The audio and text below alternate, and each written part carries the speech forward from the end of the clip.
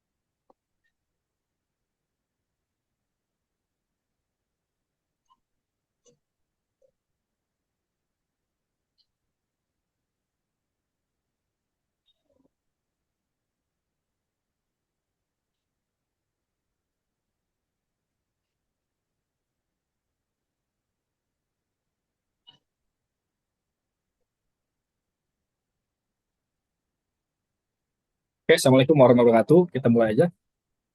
Hari ini kita akan sharing.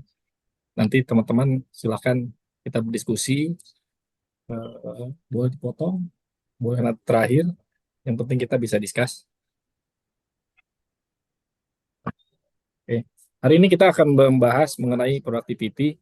Productivity itu apa sih sebetulnya? Nah, yang kita harapkan dari diskusi ini adalah kalau misalkan dari masing-masing operasional kita bisa eh, menghasilkan suatu output yang lebih. Jadi artinya segala output itu akan berbanding dengan biaya yang dikeluarkan oleh perusahaan. Jadi kalau misalkan seandainya saya punya orang 10 sekarang dengan produksi kapasitas misalkan 1.000. Tapi kalau productivity-nya kita tingkatkan misalkan karena tadi 1.000 oleh 10 orang berarti 100 per orang. Nah, untuk mencapai efisiensi sebesar 20% berarti kita bisa tingkatkan per orangnya itu menjadi 1.200 misalkan. Nah, gimana caranya? Nah, itu step-stepnya yang akan kita bahas. Artinya dengan tadinya sejumlah 10 orang menghasilkan 1.000, sekarang bagaimana caranya setiap orang menghasilkan 1.200. Jadi tidak perlu lagi sebanyak apa namanya? Tidak perlu lagi sebanyak 10 orang untuk mengerjakannya. 8 atau 7 artinya sudah bisa selesai. Nah, ini nanti hal-hal yang bisa kita terapkan di dalam proses operasional kita. Nah, productivity sendiri banyak efeknya, nanti kita akan jelaskan bagaimana sih productivity ini akan berpengaruh kepada biaya secara keseluruhan. Karena biaya ini tidak hanya kita berbicara soal manpower ya, soal orang. Artinya segala yang berkaitan dengan proses dalam operasional itu akan menjadi biaya, termasuk misalkan listrik yang digunakan, alat kerja yang digunakan, dan proses-proses lain. Nah, ini artinya biaya-biaya yang lainnya akan ikut terimbas. Jadi gimana caranya productivity ini kita tingkatkan sebaik mungkin dengan tujuan adalah membuat keuntungan lebih dari biaya yang kita keluarkan dengan output yang lebih besar, kira-kira begitu ya. Jadi produktivitas ini adalah ukuran efisiensi dalam melakukan suatu pekerjaan atau kegiatan. Jadi yang dibandingkan ini adalah outputnya dengan sumber daya. Jadi kalau misalkan tadi saya bilang 10 orang bisa menghasilkan 1.000, nah sekarang gimana caranya dengan 8 orang bisa menghasilkan 1.000. Nah, nanti semakin banyak yang dihasilkan perorangan, artinya semakin murah biaya yang kita keluarkan. Dengan misalkan UMR Bekasi 5 juta misalkan ya, tadi yang harusnya kita gunakan 10 orang berarti sekitar 50 juta. Nah, dengan meningkatkan productivity berarti kita misalkan bisa kurangi 2 orang. Ya, artinya sekitar 20% lah yang kita kurangi. Tapi outputnya bertambah menjadi 1.200 misalkan. Artinya 8 dikalikan 5 juta adalah total 40 juta. Nah, total 40 juta ini akhirnya itu adalah biaya yang kita keluarkan untuk membayar hanya manpower. Nah, pertanyaannya apakah orangnya harus dikurangi? Ya, nah ini kita akan berbicara mengenai sumber daya. Nah, tujuannya adalah satu meningkatkan keuntungan. Tadi yang jelas berarti dengan produksi hanya dengan 8 orang, kita sudah hemat dengan 2 orang tadi. Artinya 2 dikalikan 5 juta, kita sudah hemat 10 juta dalam 1 bulan misalkan ya. Jadi artinya dengan mengurangi dua orang kita sudah hemat sebesar 10 juta hanya dari manpowernya saja. Nah, yang kedua mengurangi biaya. Mengurangi biaya ini selain manpower ada juga hal-hal lain. Misalkan dengan 10 orang, setiap orang itu biasanya ada error. Nah, semakin banyak orang yang melakukan error, bisa jadi ada hal yang kita bisa buang. Artinya terbuang dengan sia-sia itu misalkan satu orang menyumbang satu kesalahan karena misalkan dia tidak fokus karena misalkan dalam prosesnya dia masih ada waktu senggang. Ya, nah ini kita belum berbicara tools dan lain-lain. Yang ke selanjutnya adalah memperbaiki kualitas hidup. Kenapa kita bisa bilang produktif itu memperbaiki kualitas hidup? Karena dengan semakin orang produktif, semakin banyak yang dihasilkan. Jadi kita tidak berbicara soal bekerja saja, tapi dalam kehidupan sehari-hari kita bisa memperhatikan apa yang kita keluarkan, ya, energi atau resource yang kita keluarkan semakin sedikit, tapi hasilnya sama atau lebih besar. Jadi bisa kita mengelola waktu, ya, termasuk seperti itu. Nah, yang selanjutnya adalah daya saing yang lebih tinggi. Seandainya tadi saya bilang 10 orang menghasilkan 1.000, nah sekarang 8 orang menghasilkan tetap 1.000. Jadi artinya saya sudah hemat 10 juta ya misalkan. Nah, daya saing lebih tinggi ini adalah bagaimana saya akhirnya menjual barang yang tadinya total HPP-nya ya harga pokok produksinya sebesar misalkan untuk satu barang itu misalkan 1.000 rupiah. Nah sekarang saya bisa jual dengan harga 900 rupiah. Jadi artinya dari 1.000 turun ke 900, artinya dengan biaya saya yang semakin turun, saya pun bisa menurunkan harga jual. Nah, akhirnya dengan harga 900, sementara harga pasaran misalkan 1.000 atau 950. Nah, saya bisa punya daya saing yang lebih tinggi. Nah, itulah apa namanya, bisnis akan berkembang semakin seperti itu. Nah, kalau misalkan kita berbicara mengurangi orang, iya bisa. Artinya kita sudah hemat dengan mengurangi orang dua. Tapi ada, kita bisa kembalikan lagi. Orangnya tetap dengan 10 orang, tapi karena hasilnya sudah menjadi 1.200, berarti dengan 10 orang kita bisa menghasilkan 12.000, misalnya gitu ya. Nah, ini artinya, 1.200 misalkan ya. Jadi artinya setiap orang karena menghasilkan 1.200 dikalikan 10 orang menjadi 12.000. Nah, 12.000 ini yang kalau misal kita kerjakan selama satu shift, tadinya hanya menghasilkan 10.000. Tapi karena sekarang semua orang bisa sudah menghasilkan 1.200, berarti dalam satu hari kita sudah ada keuntungan sebesar 2.000 piecesnya ini. Nah, 2.000 piecesnya ini adalah keuntungan yang kita dapatkan tanpa mengurangi orang. Jadi artinya outputnya pun semakin apa namanya semakin tinggi. Ya. Nah, rumusnya sebetulnya simpel saja. Ada empat yang kita ukur, misalkan labor itu adalah sebagai karyawannya, yang kedua mesin, ya, yang ketiga modal, yang keempat energi. Energi ini termasuk nanti listrik dan lain-lain. Capital ini adalah modal yang kita keluarkan, jadi investasinya segala rupa gitu ya. Nah, mesin ini adalah alat-alat yang kita gunakan. Alat-alat yang kita gunakan ini adalah seandainya saya menggunakan satu mesin, ya, saya akan menghasilkan sekian pieces. Tapi dengan mesinnya sama, tapi sekarang jumlahnya lebih banyak lagi, misalkan gitu. Karena misalkan orang ini sudah semakin cepat prosesnya, ya, misalkan seperti itu. Nah, ini setelah kita jumlahkan, artinya semua biaya-biaya ini akan kita totalkan. Totalnya adalah 1.000 pieces atau 10.000 pieces dibanding dengan jumlah resource yang kita keluarkan, gitu ya.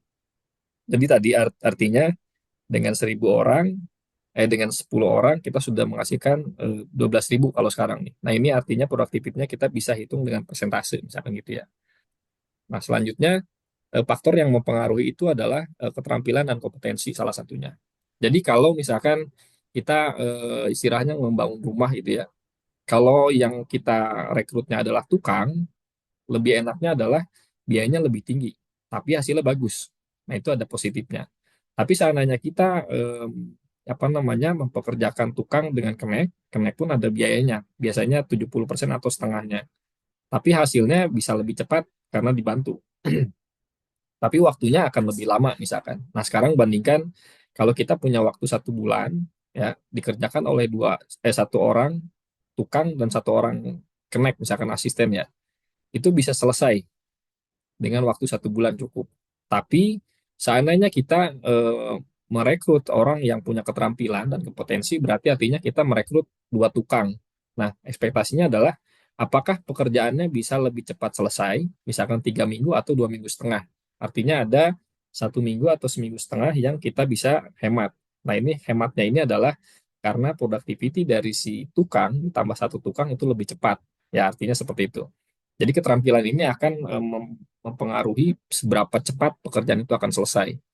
Nah, ini kualitas sumber daya ini biasanya kita membutuhkan training, kita membutuhkan orang yang memang sudah berpengalaman di bidangnya. Makanya kalau merekrut kita sudah harus tahu kebutuhan kita itu seperti apa. Yang selanjutnya adalah teknologi dan alat.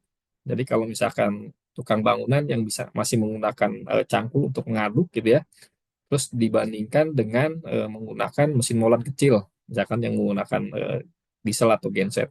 Nah, ini artinya teknologi dan alat ini akan semakin cepat.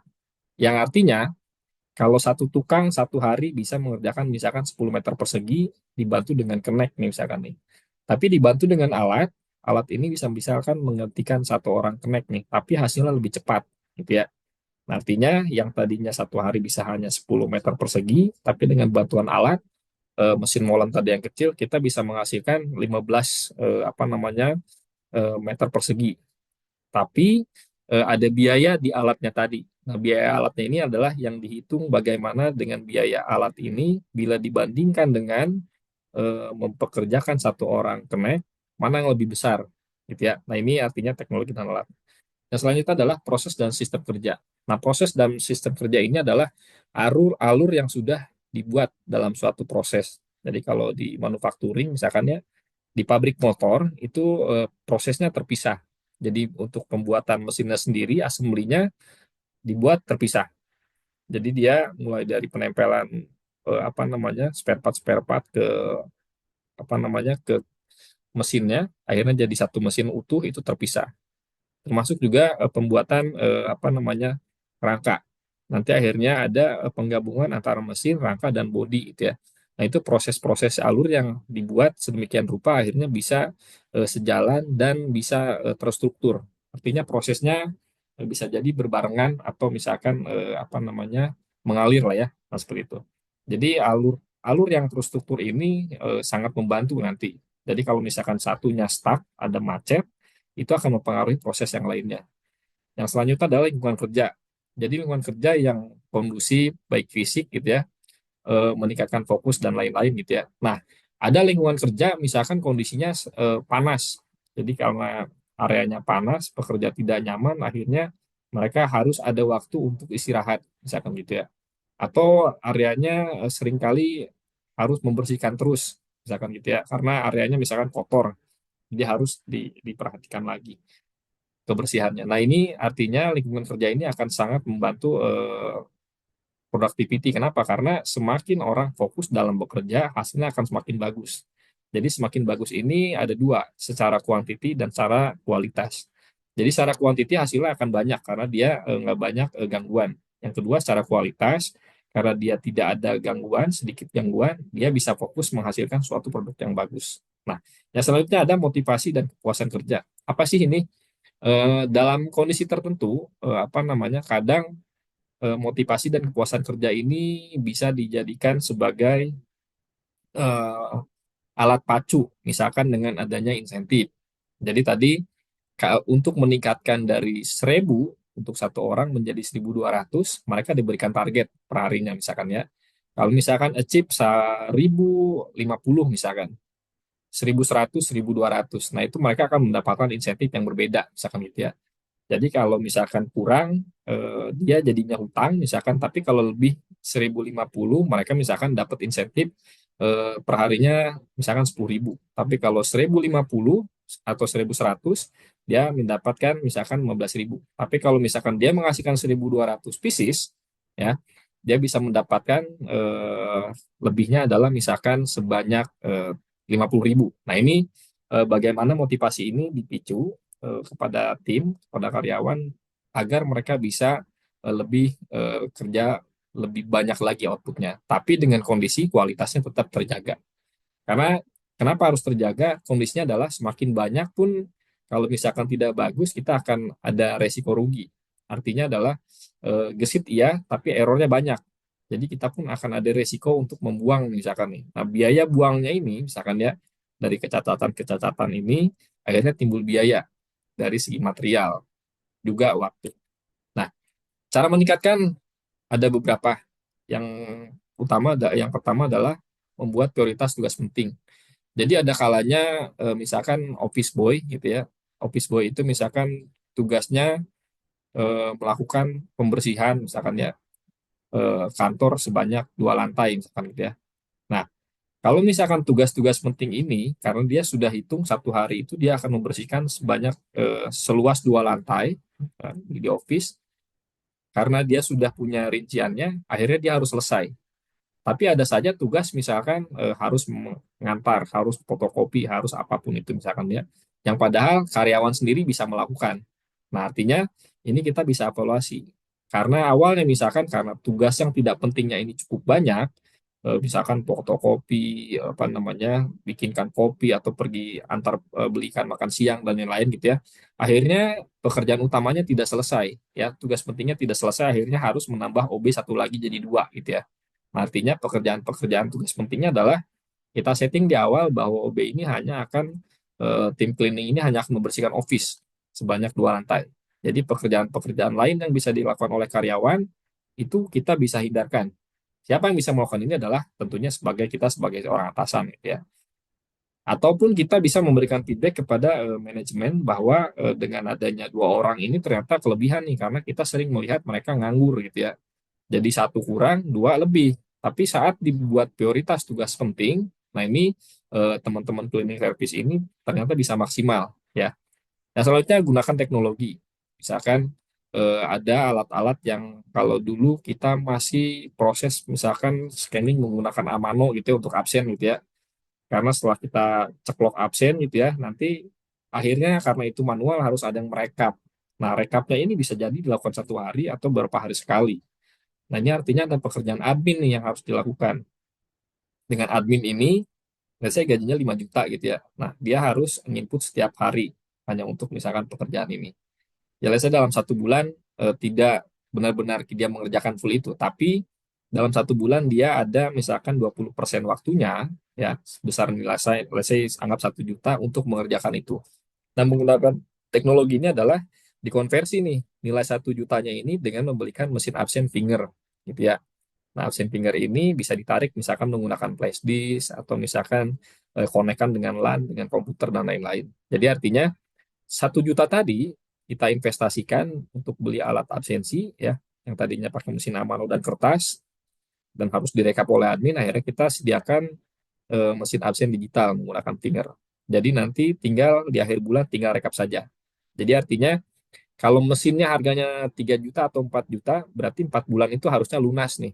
Ya, jadi ada investasi dengan teknologi ini bisa lebih cepat. Ya. Nah, tetapkan tujuan yang jelas adalah target yang spesifik dan terukur yang proses kerja. Jadi kalau misalkan eh, apa namanya tadi yang saya bilang, kalau tujuannya adalah membersihkan office, berarti office boy ini harus dipandu mana saja urutan yang harus dilakukan. Misalkan ya, yang pertama, karena misalkan pagi itu semua orang masuk dan bos juga masuk di pagi hari, misalkan gitu ya.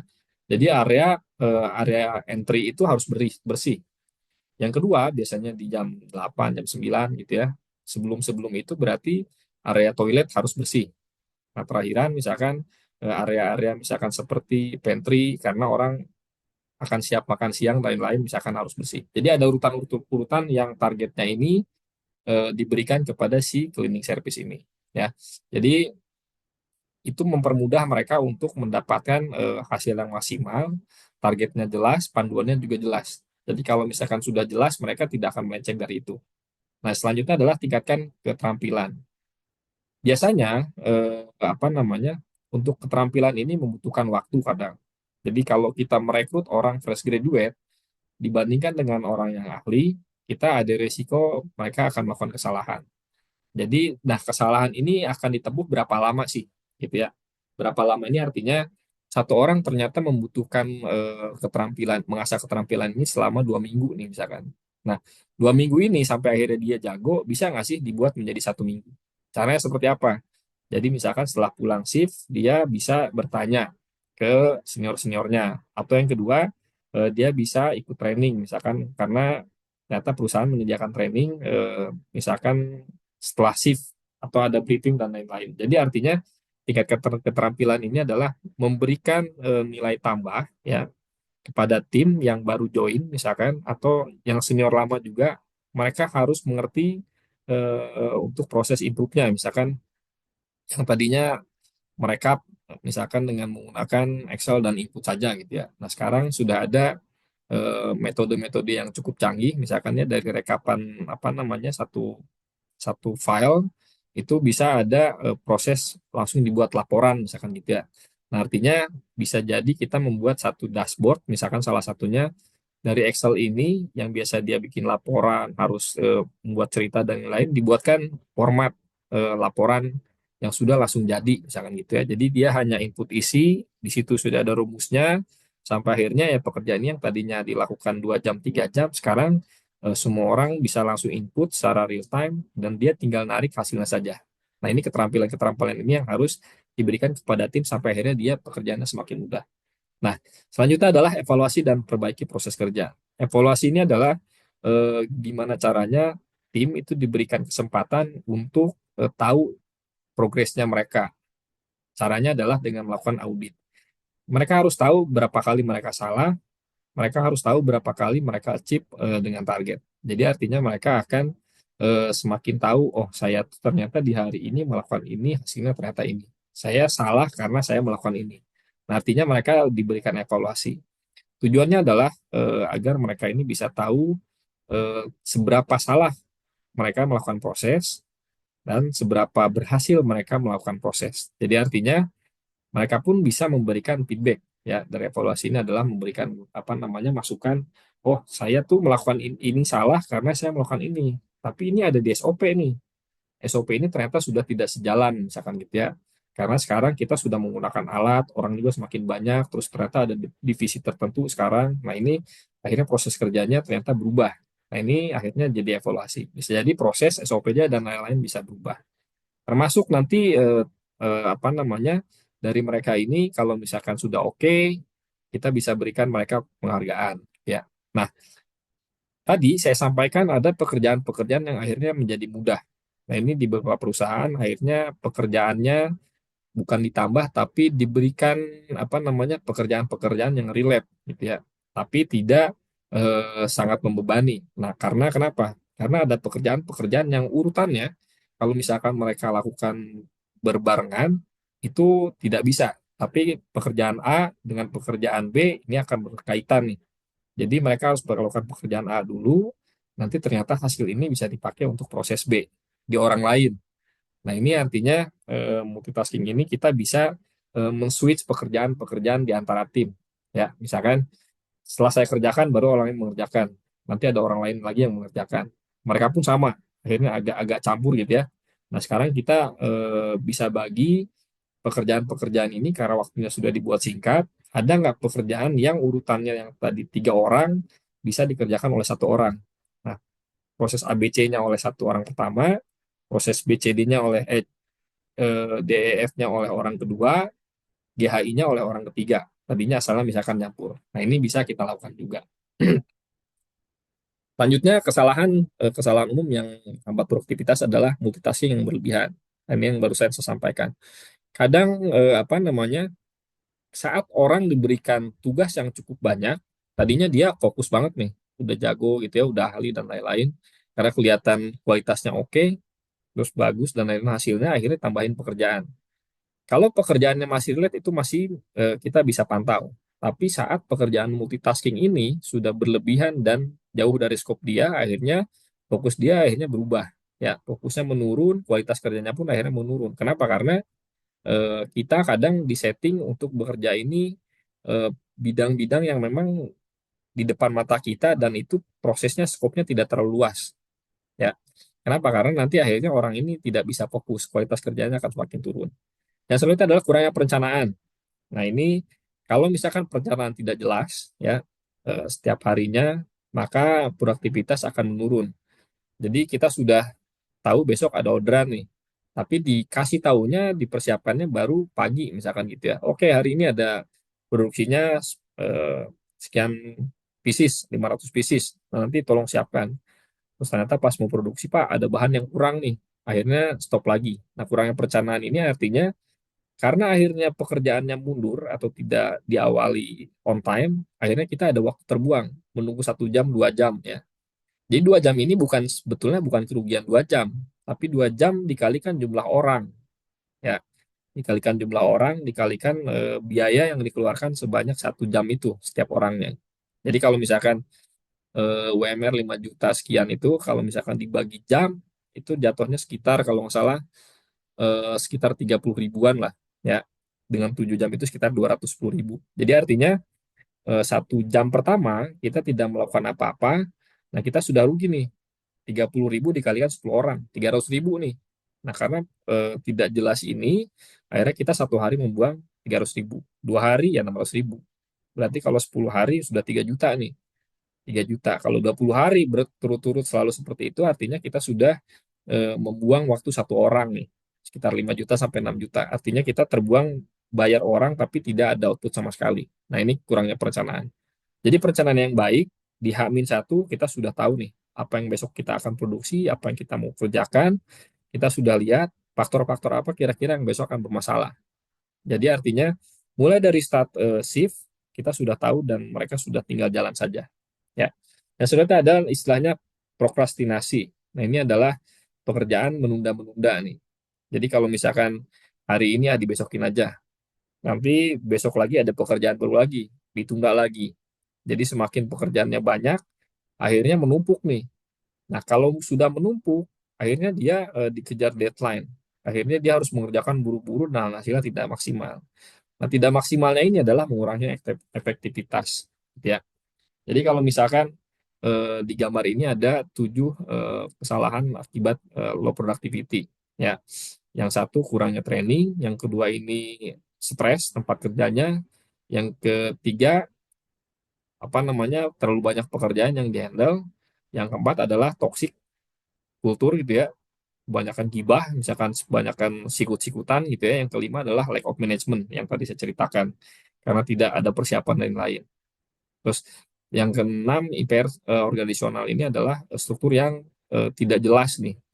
Kadang si A bisa nyuruh, si B bisa nyuruh, tapi sebetulnya bosnya nggak nyuruh, tapi ramenya minta ampun gitu ya. Yang ketujuh adalah no feeling of belonging. Jadi ngerasa bahwa pekerjaan ini bukan tanggung jawab saya banget, karena masih relate dengan orang lain. Nah, ini hal-hal yang akhirnya membuat productivity ini bisa menjadi turun. Ya. Nah, manfaatnya kalau misalkan untuk kehidupan pribadi, jadi kalau teman-teman sudah biasa pergi jam 7 pagi, let's say gitu ya, jam 7 pagi saya sudah harus berangkat. Karena kalau lebih terlambat dari itu, saya nanti akhirnya harus buru-buru. Ya. Nah, kita bicara berarti manajemen waktu yang lebih baik. Saya sudah tahu jam kerja saya misalkan jam 8 harus on time. Jadi kalau perjalanan selama 1 jam, berarti at least saya harus siapkan waktu setengah jam lebih awal misalkan. Biar nanti kalau ada macet saya masih bisa cover. Tapi kalau misalkan waktunya 1 jam kita gunakan mepet gitu ya, artinya kita akan buru-buru. Selama buru-buru ya, mungkin bisa jadi insiden ya, insiden di jalan, bisa jadi kita akan banyak lupa nih karena ngejar waktu, selalu ngejar waktu. Nah, ini manajemen waktu yang lebih baik ini bisa lebih baik dalam mengatur productivity kita. Kenapa? Karena kita sudah tahu bagaimana proses mengatur prioritas. Ya, jadi nah ini manajemen waktu ini sangat-sangat penting. Yang kedua, meningkatkan rasa percaya diri. Nah, kalau misalkan pekerjaan saya 1 hari ini punya waktu 7 jam, 7 jam sampai 8 jam ya. Nah, kalau misalkan productivity saya tinggi, eh, jam kerja saya cukup, jadi pekerjaan saya tuh bisa saya kerjakan 5 jam, let's say gitu ya. Nah, 2 jam ini adalah saya bisa berdiskusi dengan atasan, berdiskusi dengan teman-teman yang lain untuk apa namanya diskusi-diskusi yang produktif. Jadi artinya saya sudah achieve di dalam waktu 5 jam, pekerjaan saya semua beres, sisanya saya bisa diskusi dengan yang lain. Jadi artinya kita bisa punya rasa percaya diri. Ini penting kenapa? Karena dengan hasil yang bagus harusnya kita pede-pede aja gitu kan. Nah, ini keseimbangan hidup yang lebih baik adalah kalau misalkan karena tadi saya sudah atur waktu, jadi saya sampai kantor pun nggak buru-buru, saya nggak apa namanya nggak terlalu capek. saya bisa istirahat dulu sebelum kerja. Yang kedua, dengan on time gitu ya. Karena saya memulai pekerjaan on time, saya pun bisa pulang on time.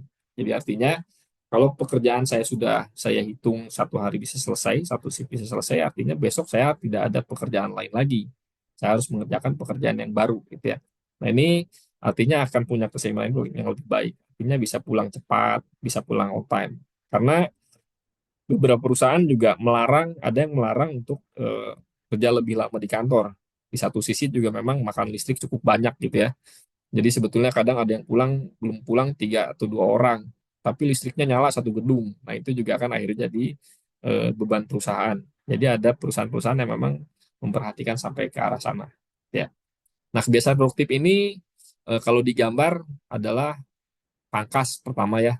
Jadi eh, banyak pekerjaan yang tidak penting, hal-hal yang tidak penting akhirnya nggak usah dilakukan. Lagi kerja misalkan browsing, bikin apa gitu yang nggak penting akhirnya terganggu. Yang kedua istirahat. Tahu kapan waktunya istirahat. Di webinar sebelumnya pernah ada istilahnya 80-20. Jadi gimana caranya saya fokus mengerjakan sebanyak 20 apa namanya 20 konsentrasi untuk mengerjakan untuk mendapatkan hasil yang sebesar 80. Jadi artinya saya fokus nanti habis itu saya istirahat dulu nih. Terus saya kerjakan lagi, terus saya istirahat lagi. Nah, hasilnya bisa lebih cepat misalkan dibandingkan saya kerja terus-terusan tapi semakin lama semakin hasilnya menurun karena ngantuk misalkan gitu ya. Selain itu ada batas nih. Kalau misalkan ada hal-hal yang mengganggu kita selama jam kerja, misalkan ya, kita akan berikan batasan, misalkan dengan hanya yang urgent-urgent saja, mampir ke tempat lain, gangguin orang lain gitu ya, kita bisa mulai kurangi. Selanjutnya adalah inspirasi. Nah, inspirasi ini kita bisa bicara diskusi dengan orang-orang yang punya nilai positif gitu ya. Nah, teman-teman bisa ajak ngobrol mereka karena biasanya vibe positif seseorang itu akan nular ke kita dibandingin kita ketemu orang yang hobinya nggak jelas gitu ya. Nah, jam kantor juga tadi biasanya jelas dalam perusahaan kalau sudah tidak aktivitas silakan pulang gitu ya.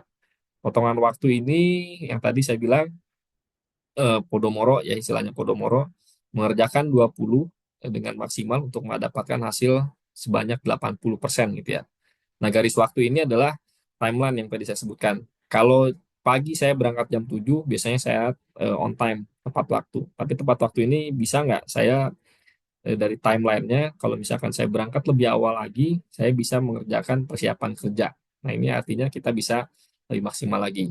Nah, selanjutnya adalah kerjasama. Nah, kerjasama ini adalah kita bisa kerja bersama orang lain. Ya, artinya kalau ada pekerjaan yang bisa kita tugaskan ke orang lain, ke tim, ya berikan. Jangan sampai semuanya pekerjaan kita kerjakan sendiri. Yang kedua, ada pekerjaan-pekerjaan yang bisa kita bagikan dengan orang lain. Dalam artian adalah, ada nggak orang lain yang membutuhkan pekerjaan kita yang bisa kita bantu, tapi ada juga pekerjaan yang kita minta bantukan ke orang lain. Artinya, ada pekerjaan yang bisa dilakukan oleh berbarengan, gitu ya. Nah, ini yang akhirnya bisa meningkatkan produktivitas kita.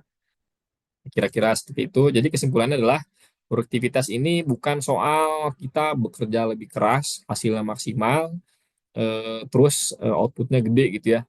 Tapi orangnya juga capek. Nah ini bukan lebih ke situ. Tapi tentang bekerja lebih pintar. Sebagai contoh kasus adalah misalkan sebuah produksi bakso gitu ya. Jadi kalau misalkan satu hari harus menghasilkan bakso misalkan 5.000 pieces gitu ya. Dia akan membuat bakso dengan manual dengan tangan misalkan. Nah, dihasilkanlah dengan 8 orang atau 10 orang. Tapi ternyata dengan 10 orang ini memang selesai. Tapi seandainya nanti bisnisnya semakin besar, pabrik bakso ini misalkan gitu ya, ternyata satu hari tidak hanya 5.000 yang dibutuhkan, sebesar 10.000 nih. Nah, memang bisa kita lakukan dengan melakukan overtime untuk mendapatkan 10.000 ini. Nah, atau kita kerjakan dua shift, pagi 5.000, di siangnya ke malam 5.000, jadi dapat 10.000 misalkan, tetap seperti itu ya. Tapi ada investasi yang bisa kita lakukan dengan membeli mesin bakso misalkan gitu ya. Nah, artinya ada nilai investasi yang harus kita beli nih. Tadi yang asalnya kita butuh dengan apa namanya menghasilkan 5.000 bakso dengan 10 orang, tapi gimana caranya kita dapat 10.000 tapi dibantu dengan mesin gitu ya. Nah, artinya let's say harga mesinnya 50 juta nih. Nah, 50 juta ini setara dengan 10 orang lah.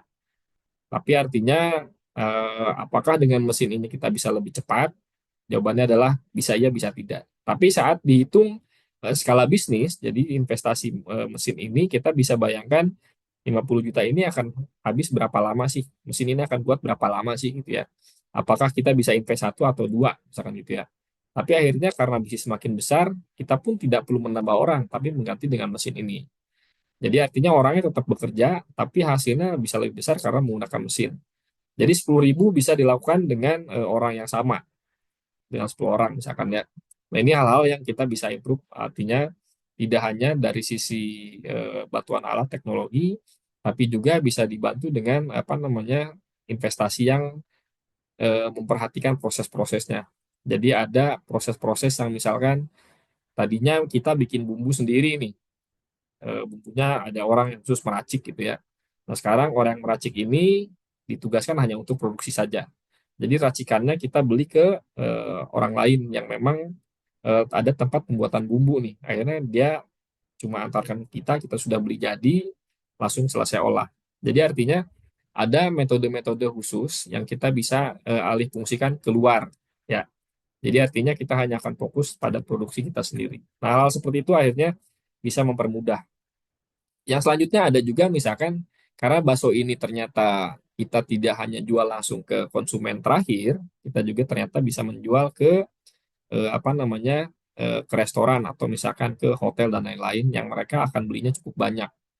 Jadi yang tadinya kita kemas sebanyak 20 per bungkus sekarang untuk konsumen, akhirnya kita bisa jual lebih besar kemasannya. Dan proses kemasannya ini kita kadang harus beli kemasan sendiri yang memang butuh proses. Jadi akhirnya kita cukup apa namanya bekerja sama nih dengan orang lain yang punya bisnis kemasan. Jadi kita bisa langsung kirim 10.000, mereka akan kemas sedemikian rupa, lalu akhirnya kita tinggal minta mereka antar. Jadi hal-hal seperti ini yang akhirnya productivity dan investasi dan proses yang kita bisa rubah gitu ya dengan alternatif-alternatif akan membuat produktivitas kita semakin tinggi. Kenapa produktivitas kita ini perlu? Jadi seandainya tadi yang saya bilang, kalau misalkan orang 10 ini menghasilkan 1.000, tapi ternyata apa namanya biayanya akan sedemikian sekian rupiah gitu ya. Tapi saat bisnis semakin besar, kita semakin tambah orang, yang kalau misalkan menghasilkan 12.000 itu saya harus tambah 2 orang nih. Tapi gimana caranya? Saya nggak harus nambah 2 orang, tapi saya ngasih insentif gitu ya. Kalau nambah 2 orang, let's say dengan 5 juta saya harus keluar 10 juta nih. Tapi kalau saya kasih insentif setiap orang, misalkan sebesar 200.000, tapi hasilnya bisa lebih bahkan dari 12.000, misalkan gitu ya. Nah, ini cara yang saya pilih. Kadang mereka bisa achieve, kadang tidak, tapi tetap di atas ambang minimumnya. Jadi yang tadinya 1.050 gitu ya, mereka cuma dapat 1.040. Nah, 40 ini adalah keuntungan kita sebagai pemilik usaha, kasarnya gitu ya. Mereka nggak dapat insentif, tapi mereka lagi berusaha mendapatkan sampai 1.050. Tapi 40-nya ini adalah keuntungan yang kita dapat dari mereka melakukan lebih, mencoba lebih banyak. Kalau tadi 1.050, terus 1.100, mereka dapat 1.090. Jadi insentif yang apa namanya 20.000-nya mereka nggak dapat, tapi yang 1.050-nya mereka tetap dapat. Tetap kita ada keuntungan juga di situ. Nah artinya ini yang bisa kita lakukan terhadap tim. Nah pertanyaannya, selain kita ada memberikan insentif, kita juga harus memperhatikan apa namanya punishment. Jadi punishment ini adalah kesepakatan yang kita buat dengan tim, seandainya mereka ternyata salah, gitu ya. Beberapa output yang dilakukan mereka kadang memberikan kerugian pada perusahaan, misalkan gitu ya. Karena barang yang dikirim ternyata cacat, akhirnya kita kena komplain dan akhirnya kita harus buang dan harus produksi ulang, akhirnya kita tidak dibayar dan lain-lain. Biayanya tinggi. Nah, akhirnya kita bisa lakukan beberapa evaluasi. Jadi kalau misalkan kita bisa cari kesalahan-kesalahannya di mana yang ternyata muncul dari proses. Jadi kita tidak berbicara tentang orang saja. Ya, kita lihat prosesnya, oh ternyata orang tuh sering salah karena ada proses yang ternyata mereka nggak cocok dan nggak bisa, misalkan gitu ya. Kenapa? Misalkan areanya terlalu luas, areanya terlalu jauh, terus barang yang dibawa juga terlalu ribet, misalkan gitu ya. Nah ini proses-proses ini yang akan kita perbaiki. Nah, selanjutnya ada pertanyaan dulu sampai sini. Kalau ada pertanyaan silahkan ditulis di chat ya, bisa langsung kita diskusikan. Kita lihat dulu ada pertanyaan nggak nih. Oke, ya. Nanti kalau ada pertanyaan boleh open mic atau tulis di chat nanti kita bahas. Oke. Nah, ada beberapa hal yang dalam proses untuk mendapatkan productivity ini, salah satunya adalah transition time dalam proses kerja berulang. Jadi kalau di dalam manufacturing gitu ya, misalkan pabrik motor, orang itu hanya melakukan proses, satu orang saya menempelkan apa stiker ya, stiker logo Yamaha misalkan Honda. Pekerjaannya itu saja. Nah, pekerjaannya adalah kalau misalkan selama prosesnya setiap 50 dalam satu kemasan, kemasan aslinya kalau saya ambil satu-satu. Nah, setelah habis 50 saya harus ganti keranjangnya nih. Nah, proses mengganti keranjang ini adalah transition time. Jadi proses yang harus berhenti dulu, akhirnya saya harus proses ulang lagi. Ya, itu contohnya misalkan. Yang kedua adalah misalkan kalau yang buat kue. Nah, yang buat kue ini misalkan saya selesai bikin adonan, selesai ini stop dulu, lalu setelah selesai apa namanya untuk mempersiapkan adonan baru, misalkan membutuhkan waktu lagi setengah jam. Nah, ini adalah setengah jam ini yang gimana caranya transisi untuk adonan selanjutnya biar saya bisa langsung produksi lagi. Nah, ini gimana caranya? Apakah saya menyiapkan adonan yang lebih banyak gitu ya, atau ada orang yang membantu saya untuk agar saya bisa terus continue. Nah, ini transition time ini adalah karena pekerjaan ini akan berulang-ulang. Kalau saya hitung satu hari setengah jam, ya ternyata setiap jedanya setengah jam dan jeda ini terjadi sebanyak 2 kali atau 3 kali. Berarti saya kehilangan kalau 2 kali jeda adalah saya hilang 1 jam, ya 30 menit tambah 30 menit. Nah, ini waktu saya tidak produktif karena saya tidak ada waktu berhenti. Tapi saat ada proses yang dibantu oleh orang lain, jadi saya tidak usah berhenti dulu, saya lanjut nih. Karena adonannya ternyata ada yang bantu siapkan. Jadi saya tinggal melanjutkan saja. Nah, transition time ini adalah eh, biaya yang kita keluarkan, ya, tapi tidak ada output. Ya, contoh sederhananya juga ini kalau bongkaran truk nih. Jadi kalau kita ada forklift, ada apa namanya, ada hand pallet, hand jack dan lain-lain gitu ya. Kalau saat parkir, nah ini misalkan kalau digambar kanan ini sudah parkir satu, terus mobil yang selanjutnya harus dipanggil dan dicari lagi. Sementara operatornya nunggu nih. Nah, ini yang jadi masalah. Kenapa? Karena security harus nyari dulu gitu ya. Nyari ternyata setengah jam. Operator sudah hilang setengah jam. Jadi kalau tadi saya bilang 1 jam 30.000, satu orang kita sudah kehilangan 15 apa namanya ribu lah per kali ya, per kali transisi. Jadi gimana caranya truk itu sudah standby nih, security sudah diberikan tugas bahwa truknya ini harus siap kalau misalkan bongkaran sudah selesai 80%, tinggal sedikit lagi. Jadi nanti pas selesai truk pertama, ya, transisi untuk ke truk keduanya ini gimana caranya hanya berlangsung 5 sampai 10 menit misalkan ya. Truk pertama keluar, nah truk keduanya ini sudah standby nih, langsung parkir dan langsung diproses ulang, ya. Nah, ini proses inilah yang akhirnya yang tadinya karena kita kehilangan apa namanya setengah jam. Jadi kalau misalkan satu hari maksimal kita bisa apa namanya mengerjakan 6 truk misalkan gitu ya, berarti 6 kali perpindahan nih. 5 sampai 6 kali perpindahan. Berarti dikalikan setengah jam adalah 2 jam setengah. Jadi operator ini sebetulnya tidak bekerja sebanyak 2 jam setengah karena nunggu truk. Nah, ini transisi ini yang harus kita perhatikan. Teman-teman bisa perhatikan apa namanya proses-proses yang berkaitan. Jadi mulai dari area parkirnya gitu ya.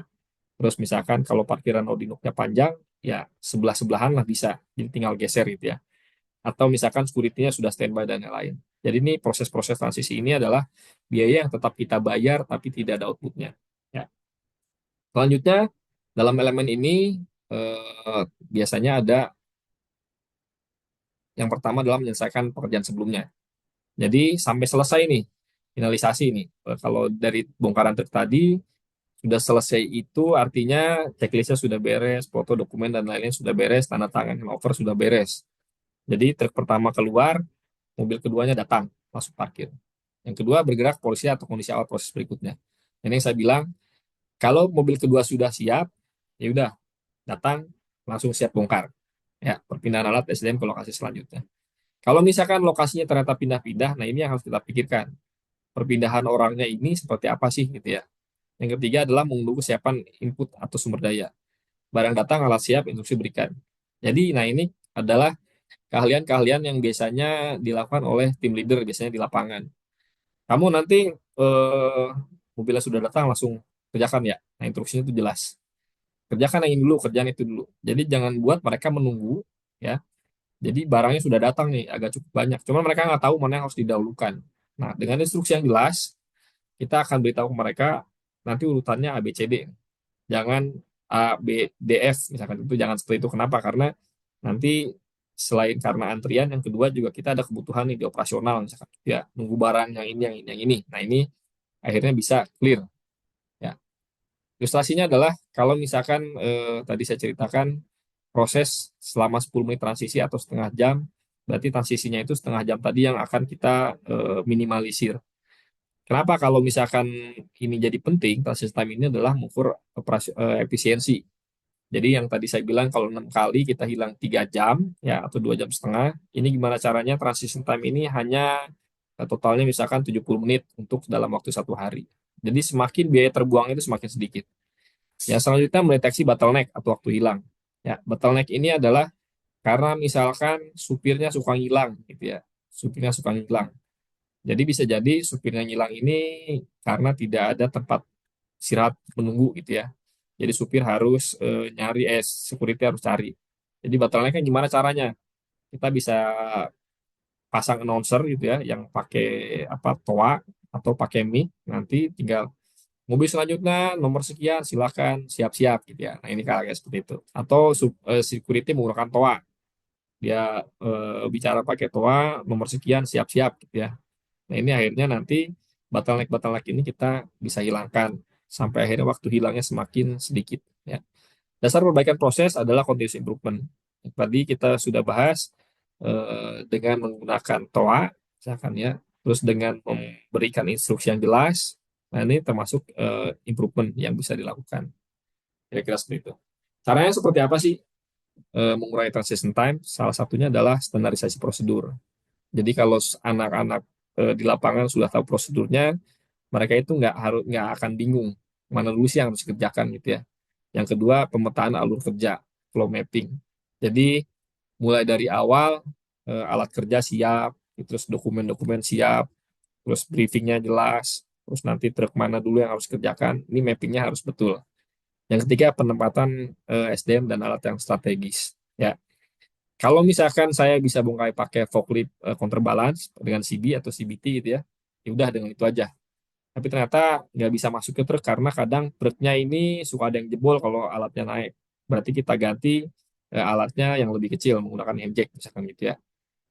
Oke, kalau misalkan bisa pakai handjack gitu ya. Nah, penempatan SDM-nya mana sih yang lebih banyak menggunakan orang? Jawabannya adalah misalkan kalau pakai forklift, forklift aja masuk itu langsung habis selesai. Tapi kalau dibantu dengan orang, saya harus ada tambahan satu.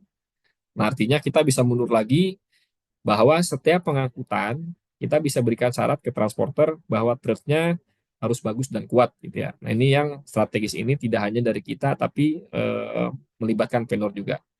Yang keempat, komunikasi real time. Jadi, komunikasi real time ini adalah kalau ada masalah, kita akan sampaikan segera. Jadi jangan sampai masalah ini timbul terlalu lama yang akhirnya timbul apa namanya resiko-resiko lain. Nah, ini juga bisa menjadi pemicu masalah kalau komunikasinya nggak real time. Biasanya di lapangan suka bilang, wah ini nih tadi udah dibilang ini, cuman nggak ada yang aware gitu ya. Nah ini komunikasi ini akhirnya timbul resiko. Yang kelima, pre-setup atau pre-stage, itu yang tadi kita bisa bahas. Misalkan kalau truknya sudah ready, maka si security harus bilang, truknya sediakan parkir minimal 3. Supirnya suruh standby. Terus dokumen-dokumen kita sudah siapkan. Jadi pas waktunya buka, orang semua sudah siap. Jadi nggak ada lagi apa namanya menunggu. Nah ini di gambar ada ilustrasi ya batch versus single pieces flow. Jadi kalau batch production itu ada orang yang hanya mengerjakan satu tugas. Jadi dia misalkan ngebersihin dulu. Jadi tugas dia hanya ngebersihin aja. Yang area kedua dia tugasnya ngebungkus. yang ketiga tugasnya memberikan label. Nah, karena ini pekerjaannya masing-masing, jadi bisa jadi yang proses yang pertama cepat banget, proses yang kedua lumayan cepat, yang ketiga lambat nih misalkan nih. Atau kebalikannya, yang pertama lambat, yang kedua cepat, yang ketiga lumayan. Nah, jadi outputnya masing-masing itu nggak bareng nih, karena nggak sama gitu ya kecepatannya. Tapi akhirnya kita rubah menjadi continuous. Continuous adalah misalkan langsung dibuat satu line panjang.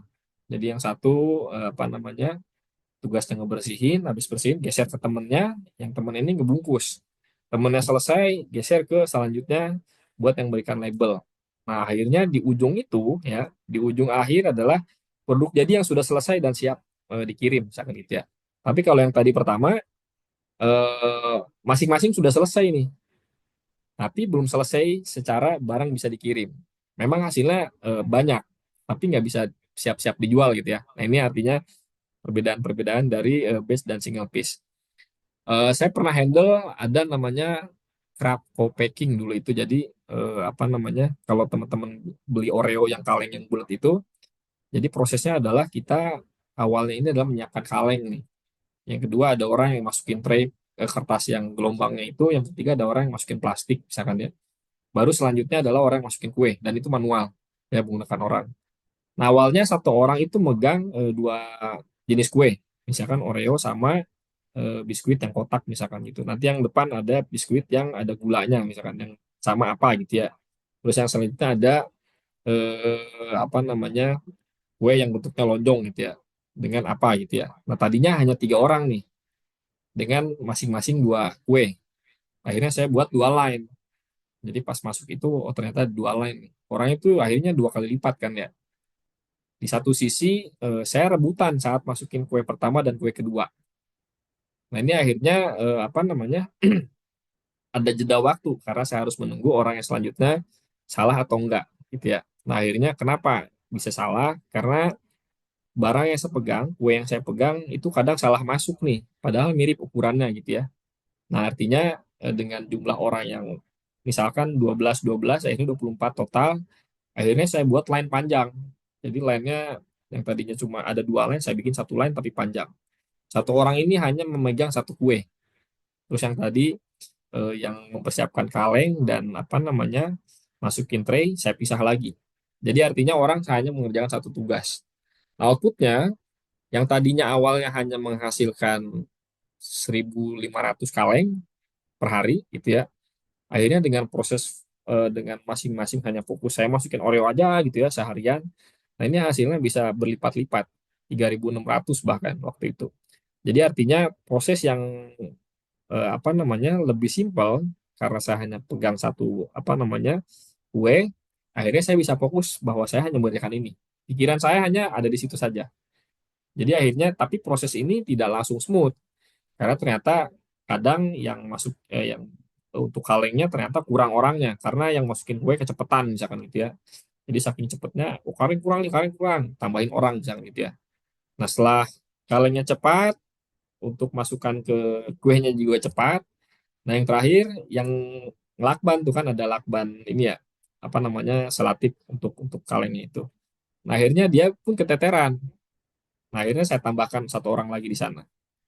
Nah, yang terakhiran adalah proses untuk pemasukan kardus.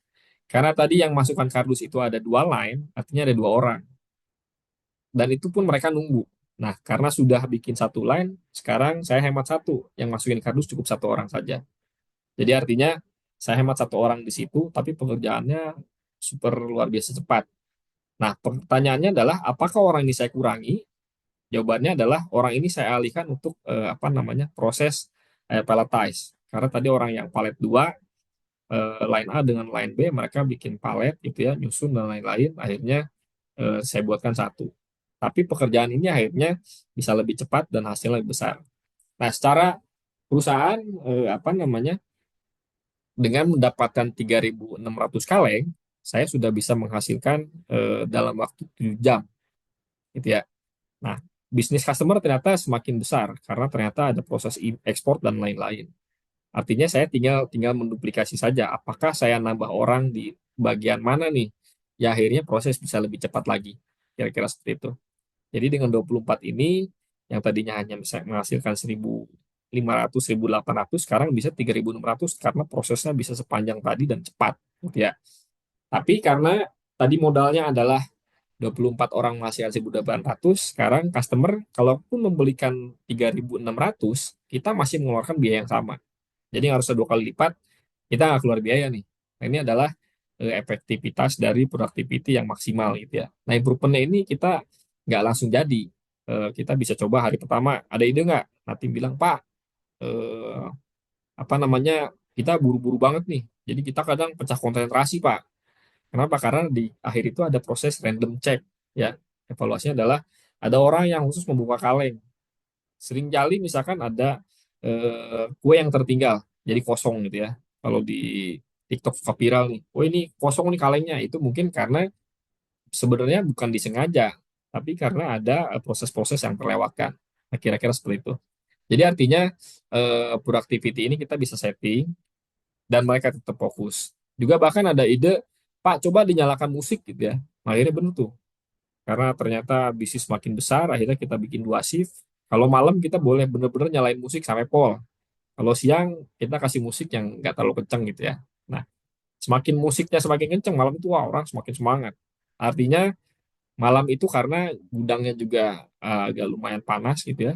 Akhirnya kalau malam tuh s- lebih adem, terus ditambahin musik, mereka akhirnya hasilnya semakin cepat. Nah, kira-kira seperti itu. Ya. Nah, itu mengenai productivity. Jadi apa namanya? Productivity ini untuk memudahkan kita kontrol perkembangan bisnis kita akan sebesar apa nantinya. Satu, yang kedua, biaya-biaya apa yang kita bisa hemat dengan meningkatkan productivity ini. Yang selanjutnya adalah apa namanya? Semakin orang tidak salah karena keterampilan terjaga, orang pun akan nyaman untuk bekerja. Nah, ini yang paling penting. Kenapa? Karena semakin orang nyaman bekerja, mereka akan bisa loyal. Kita selalu memberikan motivasi kepada mereka bahwa ini adalah dapur kita, ya, di mana kita mencari nafkah, let's say begitu ya, kita selalu jelaskan, agar mereka bisa menjaga pekerjaan ini dengan baik. Artinya, dengan baik ini seperti apa? Saya bisa pastikan bahwa semua orang yang mengerjakan bisa menjaga kualitas, bisa menjaga outputnya masing-masing. Nah, itu akhirnya semua orang bisa bekerja sama dan orang saling mengevaluasi. Ya, artinya komunikasi yang efektif, komunikasi yang bagus dengan leadership yang oke, harusnya kita bisa punya output yang lumayan maksimal. Kira-kira gitu ya. Nah, dari tadi kita ada pembahasan-pembahasan mengenai improvement ya. Nah, improvement-improvement ini adalah apa namanya yang bisa teman-teman lakukan. Baik dari secara tools, kita bisa hitung investasinya, baik secara keterampilan, kita bisa siapkan trainingnya, baik secara apa namanya kalkulasi proses yang kita bisa hilangkan gitu ya. Nah, ini proses-proses ini yang kita bisa lakukan. Ya. Nah, selanjutnya adalah ada pertanyaan dulu sampai sini.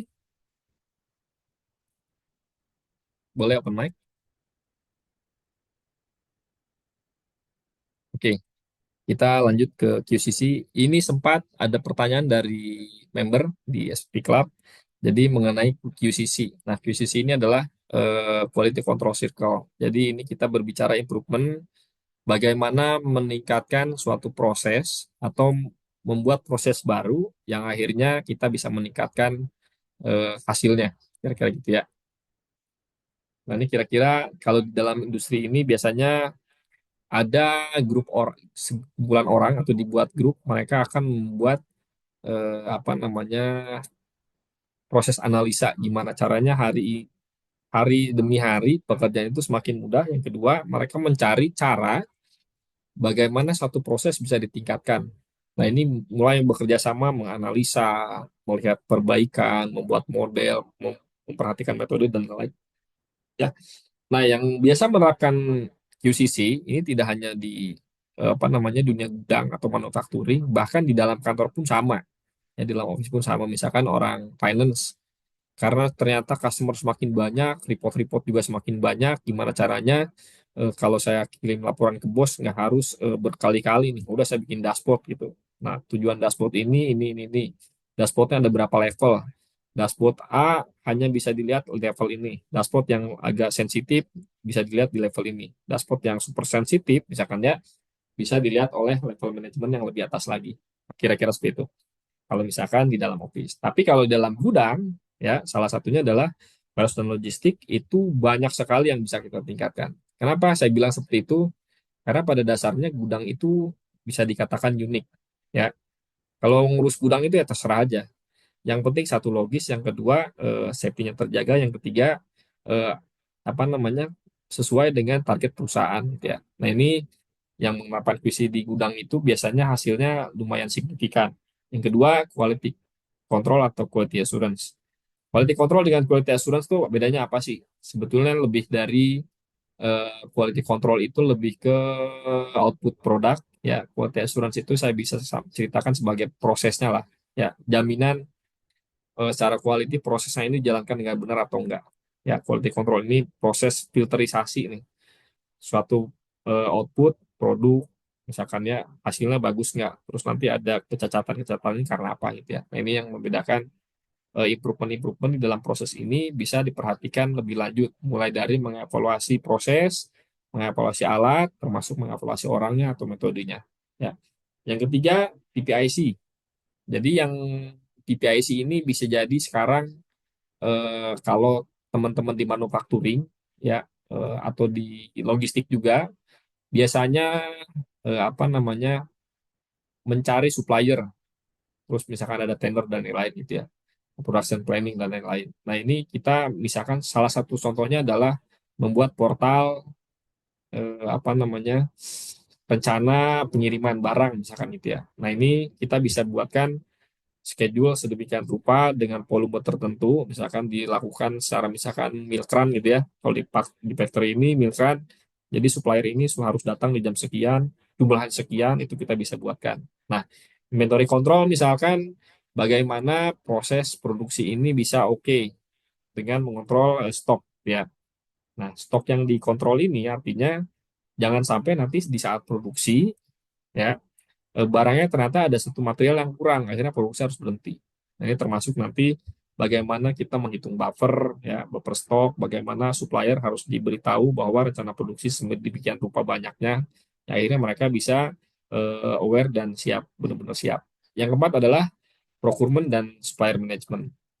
Kadang ada supplier yang bisa kirim ke kita, harganya bagus, tapi kalau dia berhenti, kita akhirnya stop produksi gitu ya. Nah ini yang harus diperhatikan adalah bisa nggak kita punya supplier alternatif yang kualitas sama, kadang lebih mahal, tapi di saat dia tidak bisa supply, kita punya alternatif yang akhirnya produksi tetap bisa berjalan. Ya, procurement itu relate dengan misalkan soal negosiasi harga, gitu ya.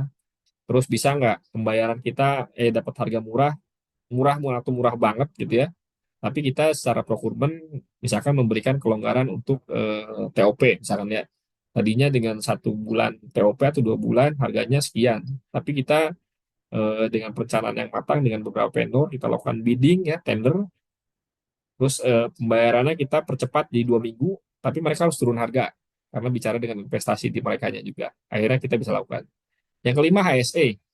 Nah ini seringkali ada insiden di dalam satu apa namanya dalam satu proses baik secara apa namanya kesehatan gitu ya, orang yang sering menghirup batu bara kalau saya dulu di produksi itu ada orang yang selalu kena batu bara akhirnya kita harus sediakan susu beruang misalkan ya tiap hari minimal 2. Apakah itu benar-benar bantu kesehatan dia atau enggak saya kurang paham waktu itu, tapi menurut mereka itu membantu karena sirkulasi ini kata mereka lebih lebih enteng katanya itu ya. Yang kedua safety, apakah proses-proses ini nyaman atau tidak.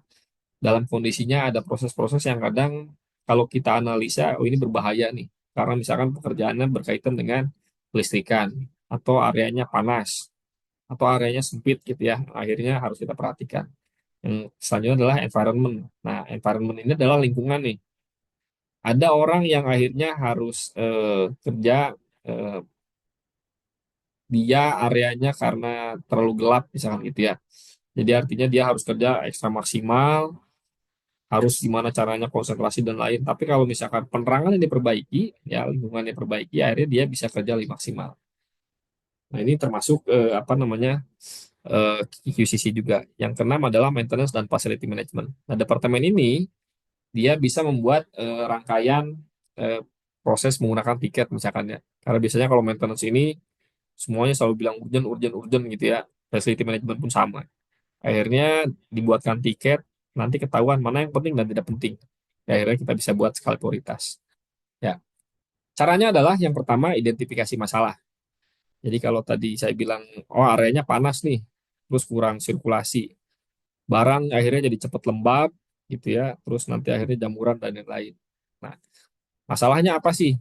Apakah orang apa namanya misalkan terjadi jamur gitu ya? Apakah ada orang yang memang jorok dan tidak bersih-bersih atau areanya nggak bersih? Akhirnya lakukan brainstorming, ngobrol nih.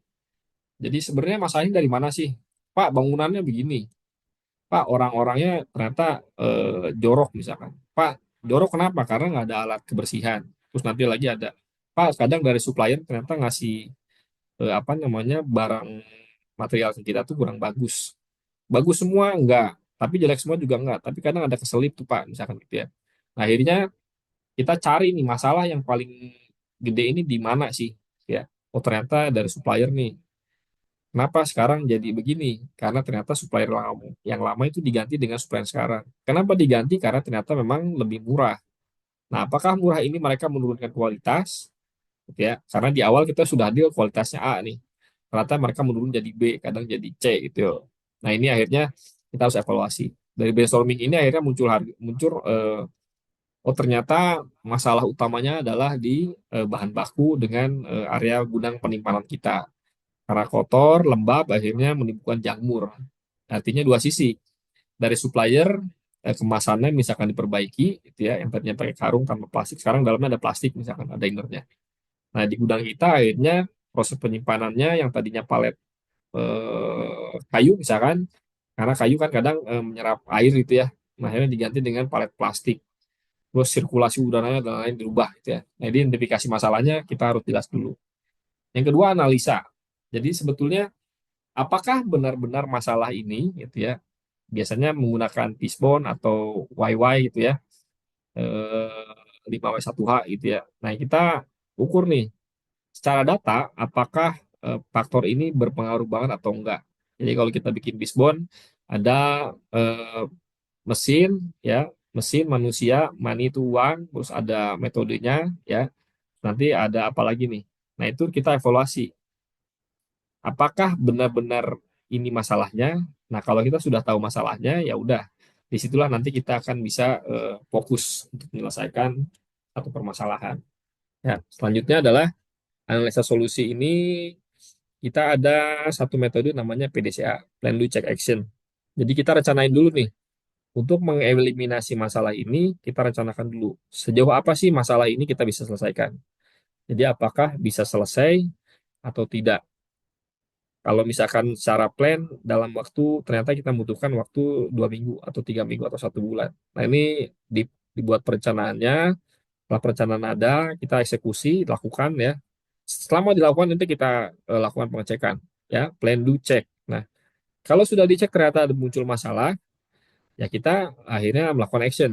Nah action ini adalah lihat nih, ternyata efeknya setelah melakukan perubahan ini ada efek lain nih. Ternyata biayanya agak naik nih ternyata. Tapi setelah naik ini efeknya tuh nggak terlalu besar. Nah kita plan lagi nih, kira-kira masalah apa sih yang kita bisa coba selesaikan dulu sebelum masalah ini jadi. Nah tadi masalahnya sudah selesai tapi 80%. Secara prosesnya benar 80% selesai, tapi 20%-nya adalah masalah di biaya. Nah kita evaluasi lagi. Akhirnya sirkulasi inilah apa namanya lakukan siklus, udah action, udah selesai, plan lagi. Terus sampai akhirnya bisa selesai. Ya. Nah, kalau misalkan sudah PDCA ini ada proses implementasi. Tujuannya tetapkan dulu ya, apakah nanti akhirnya harus melakukan riset, terus kita bandingkan resikonya, terus kita lakukan penjadwalan, terus pembagian tugas siapa saja melakukan apa. Jadi nanti akhirnya kita sudah tahu si A, si B, si C melakukan apa. Nah, allocate resource. Yang keenam ini adalah membagikan sumber daya. Yang ini kita kasih modal ini, alat bantu dan lain-lain. Ya. Nah, artinya proses di implementasi ini bisa kita lakukan. Kira-kira seperti itu. Nah, ini tujuannya adalah eh, Kalau kita sudah punya solusi, kita buat list tujuannya. Jadi tujuannya A, B, C, D, ini oke. Yang kedua, statement. Solusi A ini efektif banget nih. Jadi kita harus fokus ke sini. Jadi kalau misalkan sudah dinyatakan itu, yang lain sepakat dulu. Nanti kita evaluasi apakah benar nggak statement kita. Yang kedua, outline deliverable ini adalah eh, hasil outputnya ini yang bisa dilihat oleh orang lain. Jadi secara timeline, secara lokasi dan lain-lain itu ternyata ngefek banget gitu ya. Nah, dalam prosesnya selanjutnya adalah task due dates. Apa sih ini? Semua orang tuh kadang dikasih tugas tapi nggak dikasih waktu. Tenggat waktunya nanti berantakan. Yang prosesnya harus A, B, C, D, orang yang melakukan D ternyata lebih awal ngerjain misalkan itu ya. Akhirnya nggak dapet nih urutan prosesnya. Karena di sana misalkan kebanyakan orang. Ya udah orangnya kurangin, mundurin ke proses sebelumnya gitu ya. Selanjutnya ada risk assessment. Jadi kadang nggak semua solusi itu bisa diterapkan. Misalkan, wah ini sering hilang nih, kita tambahin security 5 gitu ya. Memang resikonya benar, hilang. Hilangnya bisa apa namanya, dieliminasi lah. Tapi risk ini ada potensi baru. Bisa jadi nanti security-nya juga ikutan nyolong gitu ya kasarnya. Tapi yang kedua ternyata muncul biayanya gede banget. Ya nanti akhirnya berarti itu nggak doable gitu ya. Tidak bisa dilakukan lah. Nah, selanjutnya adalah team member role dan responsibility. Nah, ini penting kenapa yang terakhir ini adalah kalau setiap orang sudah tahu tugasnya, ya, sudah tahu tanggung jawabnya, jadi mereka jangan sampai tumpang tindih. Nah, kalau sudah tumpang tindih itu nanti nggak jelas siapa tanggung jawab.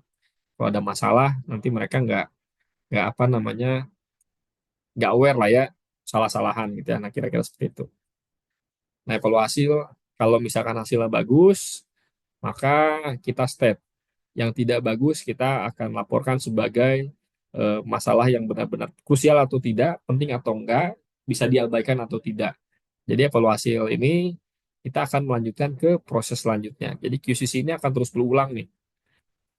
Sudah selesai ini, oh masih ada masalah lagi nih, masalahnya baru sekarang. Karena bisnis makin gede misalkan ya, masalahnya ternyata beda lagi nih. Lakukan lagi, lakukan lagi. Nah ini proses QCC ini kadang dibuat lomba, jadi semua divisi melakukan lomba ini nanti akan dihitung secara finansial. Jadi kalau ada 7 tim, mereka akan dilihat nih, oh yang ini impact-nya setahun ini bisa hemat 100 juta. Yang ini bisa hemat 200 juta. Yang ini ada nih jago banget nih bikin idenya. Ternyata dia bisa menghemat sampai 400 juta gitu ya. Yang ini ada menghasilkan sedikit, tapi dengan yang dia lakukan itu prosesnya semakin lancar gitu ya. Karena misalkan pekerjaan ini nggak bisa dihitung secara nominal, misalkan pembuatan reporting dan lain-lain gitu ya. Tapi dengan informasi yang dia lakukan ini, akhirnya data bisa dipakai semua orang. Nah, ini artinya kita bisa tahu hasil evaluasi ini. Nah, kalau sudah tahu hasilnya seperti apa, maka kita selanjutnya adalah membuat standarisasi. Nih, cara baru nih kayak ini nih. Oke, coba distandarisasi ulang, ini nggak boleh, ini boleh, ini nggak boleh, ini boleh. SOP-nya kita bisa perbaiki. Ya.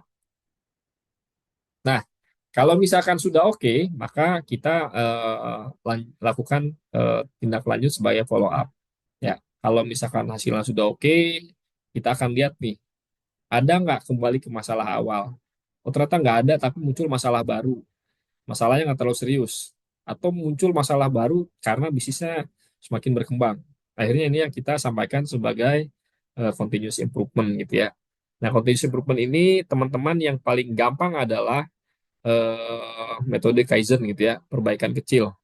Nah, kalau yang simple, kenapa saya ceritakan sebagai 5S ini atau 5R bisa memberikan improvement yang cukup tinggi terhadap perusahaan adalah dengan memperhatikan hal yang kecil di sekitar kita. Kalau saya biasa membuat metode apanya 10 kali 10 area gitu ya. Jadi kalau saya berdiri di satu tempat atau saya dipekerjakan di satu lokasi, maka saya harus melihat sekeliling saya sebanyak 10 meter. Yang pertama adalah apa dari 5S ini saya harus menjaga kebersihannya gitu ya. Seperti beringkas dan lain-lain nanti saya akan perhatikan nih. Areanya bersih, berarti nanti saya ada potensi saya tidak harus melakukan kebersihan tiap hari. Caranya adalah dengan tidak mengotori ya dari secara kebersihan. 10 meter yang saya tanggung jawabkan adalah saya melakukan itu. Yang kedua, membuat ringkas. Jadi recast ini adalah apa yang saya lakukan.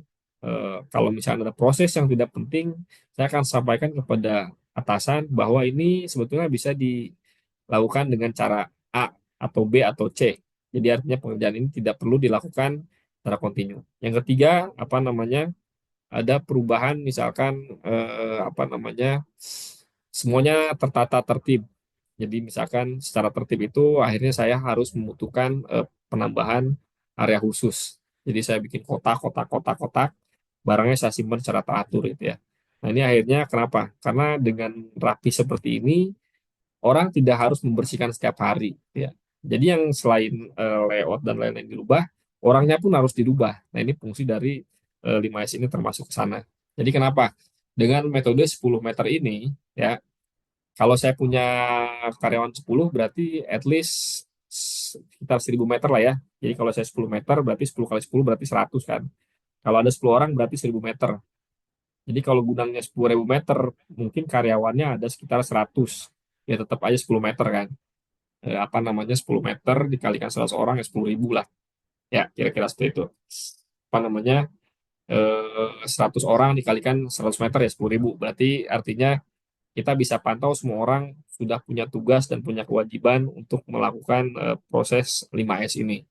Artinya tidak selalu apa namanya, apakah area ini tanggung jawab siapa? Ya kadang kalau saya bicara di gudang ada namanya PIC 5S gitu ya. Jadi di area ini ada fotonya nih, karena dia benar-benar kerjanya dekat situ. Jadi nanti akan kita bantu alat kebersihannya, misalkan ya. Terus dia kalau ada improvement mau bikin apa, kita akan support. Terus kalau dia ada ajukan proses yang tidak penting untuk dihilangkan, kita coba evaluasi, yang sampai akhirnya 10 orang tadi bisa melihat area masing-masing menjadi maksimal. Seandainya mereka sudah memberikan evaluasi dan feedback, kita tinggal lihat dari aktivitas 5R mereka, 5S mereka ternyata memunculkan productivity semakin tinggi gitu ya. Karena tadinya saya punya orang cleaning 3 nih. Karena sudah areanya semakin masing-masing sudah bersih, akhirnya orang ini nggak perlu nih. Better orang ini mengerjakan apa atau dihilangkan. Atau karena bisnis semakin besar gitu ya, jadi kita pun nggak usah tambah orang. Nah kira-kira seperti itu. Jadi 5R ini akan akhirnya menjadi penting. Nah ini saya share di mana, ini singkat saja. Ada 30 program di semua departemen ya, di warehouse, otomotif, raw material, atau line production, bisa dilakukan di masing-masing departemen. Inventory, habis analisis ini, kalau gudangnya gede banget, pickingnya biar nggak terlalu jauh, dibuat ABC analisis. Artinya barang yang fast moving simpan di depan, yang barangnya mahal simpan di area tertentu, yang jarang keluar taruh di belakang gitu ya. Itu ABC analisis. Yang kedua cycle counting. Kalau misalkan teman-teman melakukan penghitungan tiap hari, artinya barang-barang yang stoknya bagus, kalau ada order itu kita nggak kehilangan barang lah ya. FIFO dan FEFO itu memudahkan kita agar investasi tidak terlalu kacau karena ada barang expired, ada barang yang akhirnya harus dikirimkan jadi nggak terkirim atau kadaluarsa atau expired lah ya. Terus min max stock level. Kalau minimum order, minimum stok, kalau sudah menyentuh minimum stok ya kita order lagi. Jadi ada rumusnya. Tapi kalau maksimum stok level kita nggak usah order, kita harus berhenti nih. Kenapa? Karena stok yang dalam gudang itu akhirnya jadi aset perusahaan gitu ya. Dan itu muncul biaya. Terus safety stock optimization adalah di angka berapa sih amannya gitu ya. Nah, kalau slotting itu material berdasarkan frekuensi pemakaian. Itu hampir mirip dengan ABC analisis. Kalau misalkan frekuensi pemakaiannya ini nggak penting-penting banget, ya udah kita bisa bilang supplier jangan kirim, atau kita bisa retur, ya udah kita retur aja gitu ya. Yang kedua layout dan material. Yang tadi saya bilang 5S implementation itu sort, set in order, sign, standardize atau sustain. Ya ini kita bisa lakukan Kanban system ini kalau teman-teman punya gudang yang terbatas area lokasinya, tapi kita bisa melakukan proses restock gitu ya, melakukan dengan proses Kanban. Ya, yang selanjutnya barcode atau RFID. Yang biasa tulis manual, dicatat tulis manual catat, sekarang kita proses barcode. Jadi gampang untuk melakukan tracking. Oke, ada Pak Edi pertanyaan nih. Ketika akan berequisisi terkait akurasi stok, tetapi harus melibatkan departemen produksi, tetapi pun tidak menghendaki apa yang kita buat. Proses tersebut bagaimana menurut saya, menurut kita ya. Oke, pertanyaannya adalah di inventory, kalau misalkan ini bisa dialami tidak hanya di produksi. Jadi yang harus kita protek adalah yang pertama kita harus benar-benar yakin dengan data kita dulu. Ya, jadi data itu adalah satu dalam melakukan cycle count bahwa datanya memang benar akurasi. Yang kedua, barang yang kita keluarkan kita baca internal dulu ya. Jadi internal departemen kita adalah bahwa semua yang kita keluarkan itu tercatat, terrecord. Nah, yang ketiga, kita sudah punya historical loss. Historical loss ini adalah setiap yang kita handover ke produksi kadang mereka tidak akui. Nah, itu kita buat apa namanya catatannya, seberapa sering dan seberapa besar. Nah, ini akhirnya kita bisa buatkan laporan untuk manajemen. Yang ketiga, yang keempat adalah lakukan dengan ada apa namanya eskalasi manajemen meeting. Kadang di kitanya sudah oke, tapi ternyata di mereka itu ada satu proses yang terlewat. Ada barang-barang yang cacat dan mereka buang tapi tidak direcord. Ya, itu nanti harusnya di compare dengan barang yang kita keluarkan. Jadi outputnya harusnya muncul 50, tapi mereka bikin ngambil barangnya sebanyak 60 nih. Nah, 10-nya ini kemana nih? Pertanyaan kan begitu. Oh, ternyata ada kecacatan. Kecacatannya ini coba di compare dengan output yang 10-nya tadi. Nah, ini harus di record juga. Yang selanjutnya adalah strategiknya dilakukan dengan apa namanya manajemen meeting yang transparan gitu ya. Jadi reportnya ini agar tidak apa namanya tidak serta-merta jadi perang dengan divisi lain, maka kita harus eskalasi sebaik mungkin dengan menyampaikan data yang akurat. Nah, data ini bisa jadi adalah sebagai kontrol kita. Kenapa? Karena bisa jadi terjadi fraud. Fraud dengan kondisi adalah barang-barang yang dilaporkan itu sebetulnya tidak terjadi eh, cacatan, tapi ternyata mereka mainkan data, ada hasil produksi yang lebih, lalu dan lain-lain, biar nanti di departemen kita sudah bersih dulu, Pak. Nah, departemen kita bersih itu adalah kita punya record dan punya data yang memang secara strategik itu datanya valid. Jadi kita pun bisa melakukan laporan. Jadi laporannya adalah kita laporkan sampai ke level manajemen ya. Atau nanti di saat manajemen meeting kita hanya sampaikan ini akurasi kita gitu ya. Nah, akurasi ini kita nggak harus fairnya adalah kalaupun saya ada masalah saya akan sampaikan.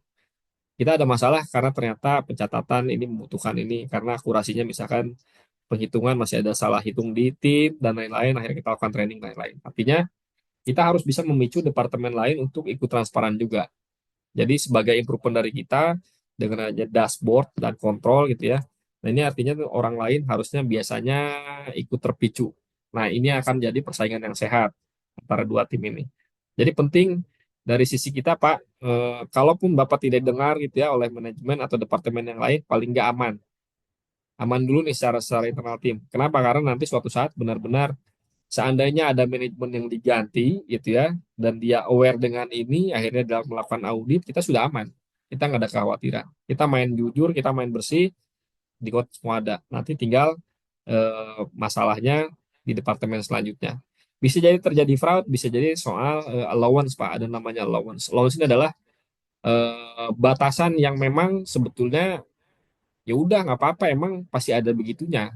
Cuman kita nggak ngerti nih di divisi kita selalu dikatakan loss, selalu dikatakan loss. Tapi secara manajemen, oh kalau misalkan 2,5% lossnya itu yaitu diabsorb perusahaan sebagai kecacatan produksi, ya itu nggak apa-apa.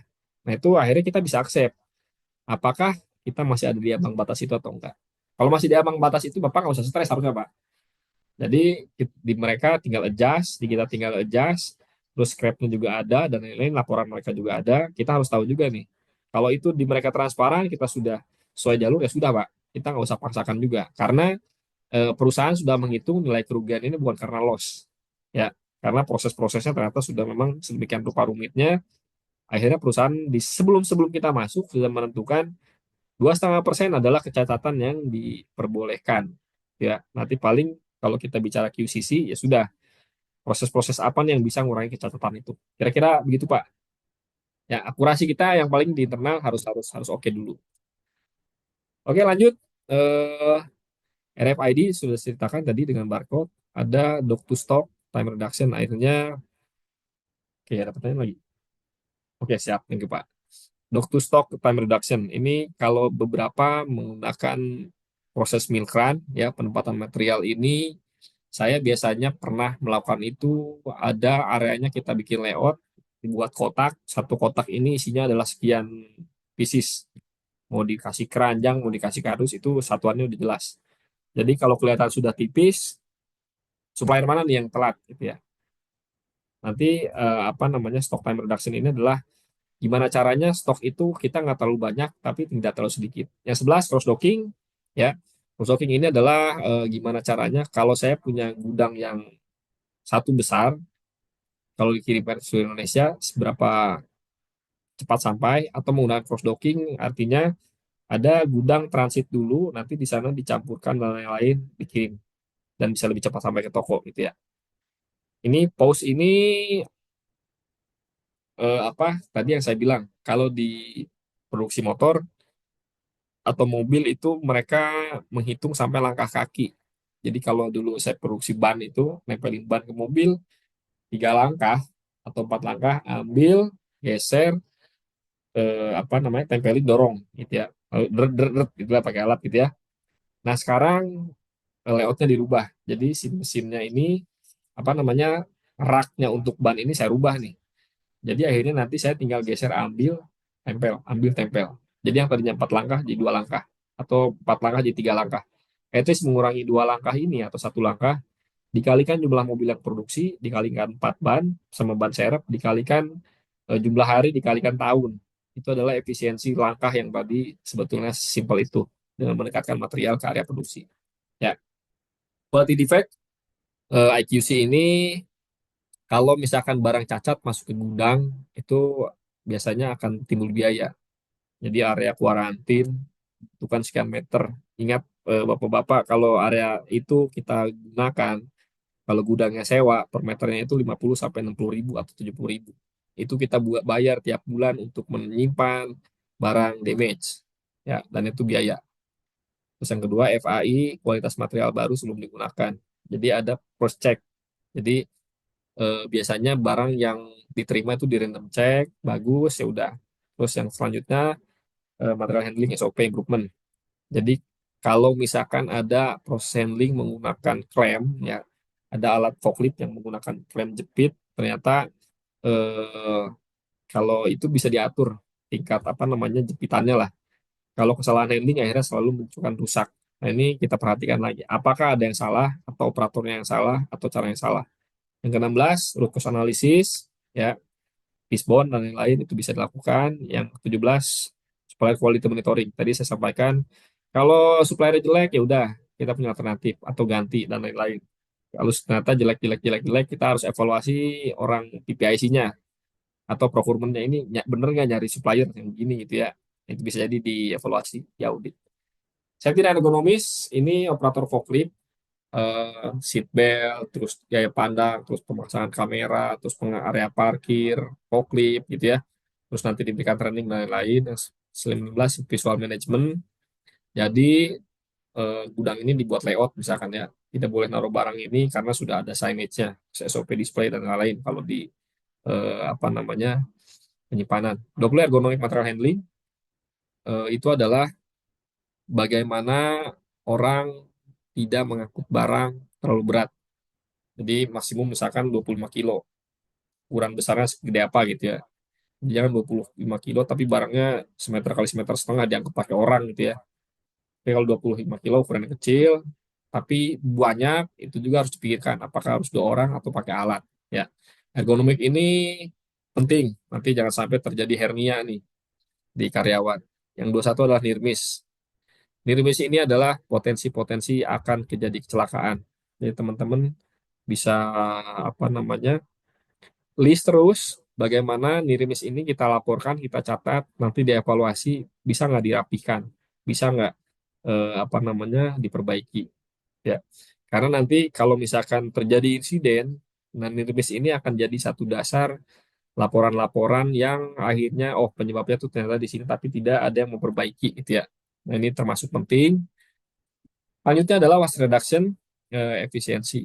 Kalau material flow mapping tadi saya ceritakan, apa namanya, kalau ternyata jaraknya terlalu jauh, terus didorongnya pakai orang, ya akhirnya manual. Jadi bottleneck. Yang produksi selanjutnya suatu pinggiran barang, kenapa? Karena orangnya ke toilet misalkan itu, atau ke toiletnya lama. Nah ini flow mapping ini kita benar-benar perhatikan urutannya, proses, penempatan dan lain-lain. Lean warehousing ini, lean itu adalah proses gimana caranya semua proses dilakukan secara efisiensi. Ya, melalui Kaizen, JIT itu just in time. Just in time ini adalah eh, apa namanya, salah satunya milkran. Ya, jadi barang yang datang ke tempat kita itu nggak kita stok sama sekali. Jadi kalau mau produksi saya nungguin supplier yang ngirim jam sekian, mau kirim sekian, yang para supplier ini datang jam sekian. Nanti saya siapkan di area tertentu dengan menggunakan window time namanya. Jadi window time ini adalah jam datang boleh terima barang. Jadi dia nggak boleh keluar dari schedule itu. Value stream mapping ini apa namanya, urutan prosesnya benar-benar diperhatikan. Jadi di mapping apakah melihat impact-nya. Jadi proses ini, resikonya ini, dan lain-lain gitu lah ya. Yang 24 ini reduce material shrinkage. Nah, ini yang tadi ditanyakan Pak Edi. Jadi shrinkage-nya ini apakah memang karena kecacatan? Taunya Pak, cacat ini ternyata ada satu mesin yang selalu munculin kecacatan. Kalau saya dulu di pabrik itu, di produksi tapioka, ternyata sagu yang saya produksi itu terbuang Pak. Karena ternyata ada filternya ini sudah aus. Hilangnya itu sekitar 5%. Jadi 5% kalau saya satu hari 100 ton itu hilangnya lumayan, sekitar 5 ton kan. Nah, ternyata alat ini memang mahal. Tapi saat diganti ya 5% ini hilang. Jadi mungkin hanya sisa 1% hilangnya lah. Jadi satu hari, dan itu pun kita akhirnya bisa mengatur shrinkage-nya ini, kelolosan-kelolosan inilah ya. Kalau karena error yang barusan saya ceritakan. Tapi kalau pencurian ya tadi prosesnya bisa nggak diperhatikan. 25 returnable packaging system. Nah, ini ada beberapa perusahaan yang sudah menerapkan import menggunakan packaging dari metal. Ya, kalau dulu apa namanya, spare part mobil dikirim ke Indonesia itu masih menggunakan kayu. Di sini dibuang. Tapi sekarang sudah ada metodenya. Mereka masukkan ke Indonesia dalam bentuk kemasan-kemasan yang metal ya. Jadi kayak bentuk kemasan itu kayak logam lah, kayak plat. Nanti kalau sudah sampai sini itu bisa dilipat. Jadi satu kontainer isinya misalkan 20 box gitu ya. Jadi nanti udah selesai 20 box ini dilipat, nanti dikembalikan ke Cina sebanyak 500 box satu kontainer. Jadi balik ke Cina atau ke negara asalnya, nanti mereka pakai lagi, kirim lagi. Ya ini returnable packaging system. Di Indonesia sudah banyak. Kalau teman-teman simpelnya adalah kalau ke Indomart atau Alfamart, dulu itu mereka kirim menggunakan kardus. Nah akhirnya digunakan plastik yang warna biru dan merah itu. Jadi kalau mereka tinggal scanning, kan ada segelnya tuh. Mereka scan, berarti udah keterima. Ya, surat jalan akhirnya udah sedemikian rupa. Nanti box merahnya ini akan balik ke gudang. Edisi selanjutnya digitalization. Jadi kalau belum ada WMS, bisa pakai Excel yang menyerupai WMS prosesnya. Yang 27 AGP ini kalau punya gudang yang gede banget, terus kalau ngirim barang harus pakai forklift karena pakai orang berat gitu ya, kita bisa menggunakan AGP. AGP ini dia nggak ada capek, cuma dicas. Karena pekerjaannya cuma mondar mandir gitu ya. Kalau pakai operator kita sewa atau beli alatnya. Terus orangnya juga, kadang orangnya sering ke toilet juga, itu mengurangi productivity. Akhirnya kita ganti dengan AGP ini. Jadi materialnya ditransfer dari satu gudang ke gudang lain hanya pakai garis lurus warna putih, atau dia sudah disetting sedemikian rupa. Jadi kita tinggal cantelin aja. Cantelin, jalan sendiri tuh. Sampai ujung nanti balik lagi dia. Kosongan. Bawa keranjang kosong, nanti kita tinggal tukar. Nah, ini AGP. Eh, Dulu produksi mobil begitu. Jadi AGP-nya ini dia bawa spare part seperti yang berwarna, spionnya warna apa gitu ya, terus warna ininya apa. Nah itu AGP-nya ini sudah ngikutin urutan produksi. Digitalisasinya sudah sampai sejauh itu otomatisasinya. Nah, soal predictive analytics demand. Nah, Ini ERP itu bisa pakai Oracle, bisa pakai ERP sendiri, bisa pakai SAP ya. Jadi kalau misalkan kita produksi kalau sekarang lagi produksi 500.000 pieces misalkan gitu ya. Nah, sekarang dengan angka yang banyak itu, kalau mau diproduksi 750.000 pieces, gimana nih kita kontak supplier? Berapa yang harus disediakan? Berapa? Nah, ini bisa diprediktif analisis. Orderan 750.000 ini akan selesai dengan sekian, dengan resource sekian, bla bla bla. Itu bisa dihitung semuanya. IoT and AI, Device Inventory Tracking. Kalau SKU-nya nggak banyak gitu ya, terus barangnya gede-gede, sekarang sudah ada orang yang melakukan cycle count menggunakan drone ya atau menggunakan RFID. Pokoknya cycle count itu gampang. Dia bawa alat aja keliling keliling gudang, nanti keluar gudang sudah ketahuan angkanya. Jadi real time inventory tracking. Yang 30 regular QCC, meeting dan Gemba. Ini penting nomor 30 ini adalah biasanya bos sama anak buahnya semua ke lapangan keliling. Gemba dulu nih. Gemba walk itu adalah keliling barengan ngelihat masalah. Nanti catat. Ya sekalian diomelin juga lah. Masalahnya apa? Ini juga kita ajukan. Nah, siapa nih? Divisi ini nih, lu follow up gak? Oh iya Pak, lagi order Pak. Ya udah, oke ya. Nah, kalau seperti itu. Jadi game walk ini penting. Kenapa? Kalau tadi 5S-nya jalan, ya semua orang menjalankan 5S, nanti ketahuan siapa yang tidak menjalankan. Sesimpel itu, ya. Nah, kira-kira itu 30 yang bisa diterapkan. Ada Pak Edi, kalau tempat saya problemnya aktual barang belum ada, cuma di sistem sudah masuk WH. Cuma kita tidak ada bukti bahwa barang belum masuk. Nah ini Pak, simpelnya eh, satu record, yang kedua SOP-nya kayaknya harus dibenerin sih Pak. Karena kalau pemotongan stok itu harus ada cut off-nya. Cut off-nya itu di proses mana sih? Kalau ada pintu nih, let's say untuk serah terima, di sistem tidak tercatat, tapi paling nggak manualnya ada. Jadi kalau manualnya ada, selalu lakukan cross-check dengan sistem. Kalau itu akurat, ya bikin laporan aja. Kita bisa bikin laporan gini, Pak. Hari ini saya ngirim 300, 200 item. Totalnya kuantitinya misalkan 1.800. Sorry. Ya, 300 item, total kuantiti 1.800. Secara sistem saya sudah keluar itu, secara catatan sudah keluar itu. Nanti Bapak lihat nih, di catatan ternyata cuma kecatat 1.780. 20-nya kemana nih? Catat tuh, tanggal sekian, ada gap 20. Besoknya lagi, eh, lakukan lagi. 350 item keluar 1.900. Oke, akurat. Hari selanjutnya lagi, lihat lagi ada gap apa enggak. Terus sebaikan rupa sampai akhirnya nanti 1 bulan tuh dilihat, Pak. Ternyata ada kecenderungan selalu di hari Senin ya hilang 20. Kenapa? Karena ternyata ketahuan dari data-data ini, kenapa selalu Senin sih? Oh, ternyata itu adalah awal produksi. Awal produksi itu kadang ngebuang stok nih, ngebersihin mesin dan lain-lain, akhirnya itu kebuang nih. Ya kira-kira gitu Pak. Jadi Bapak harus cari bikin fishbone-nya, kalau tadi ngomong ke belakang, fishbone-nya ini cari tahu masalahnya di mana. Kalau fishbone ternyata masalah nggak di kita, ya sudah, di-declare aja kita nggak ada masalah, gitu ya. Oke, sudah jam 21 pas. Any question? Sini sudah selesai. Saya ucapkan terima kasih semuanya. Agak cepat pembahasannya dan yang stay masih lumayan banyak. Kira-kira seperti itu. Teman-teman, terima kasih. Kalau ada pertanyaan, boleh kita lanjut di grup atau boleh tanya di sini. Ini saya pertama kali pakai Zoom soalnya. Biasanya pakai Google Meet, mungkin agak susah juga untuk join di Zoom karena harus install.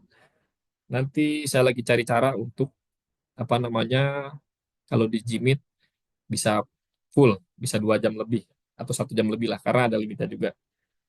Kira-kira itu kalau tidak ada pertanyaan. Kalau ada pertanyaan silahkan open mic, kita bisa diskusi.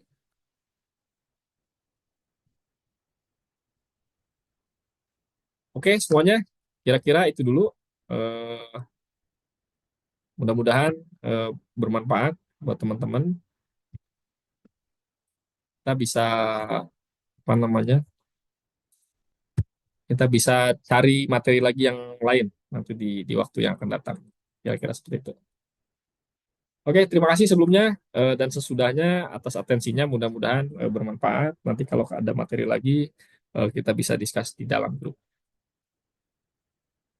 Terima kasih. Atur nuhun. Assalamualaikum warahmatullahi wabarakatuh. Sehat-sehat semuanya. Siapa enggak?